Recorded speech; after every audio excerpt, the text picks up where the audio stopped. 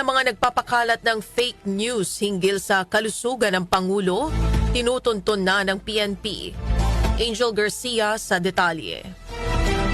Patuloy ang pagtugis ng Philippine National Police sa mga nagpapakalat ng fake news, lalo na kaugnay ng kalagayan ni Pangulong Ferdinand Marcos Jr. Ayon kay PNP Chief Police General Jose Melencio Nartates Jr., magsasagawa ng investigasyon ng pulisya kaugnay ng nasabing fake news at makikipagtulungan sa iba pang ahensya para matunton ang mga nasa likod ng pagpapakalat ng maling impormasyon. Una nang napatunayan na fake news ang kumalat na balita na may malubhang sakit si Pangulong Marcos Jr.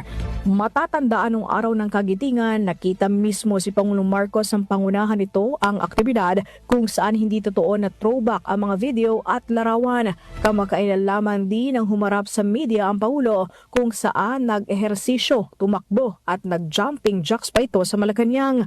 Nagbigay din ng vegetable bouquet ang Pangulo kay First Lady Liza Marcos kasabay ng kanilang 33rd anniversary. Ayon kay Chairman Emeritus Dr. Jose Antonio Goitia, hindi simpleng pagkakamali ang pagpapakalat ng maling impormasyon. Aniya, sinadya ito na layong iligaw ang publiko. Kaya babala nito sa publiko, labanan ng disinformation na layong guluhin ang bansa at ilayo ang atensyon ng publiko sa mahahalagang usapin.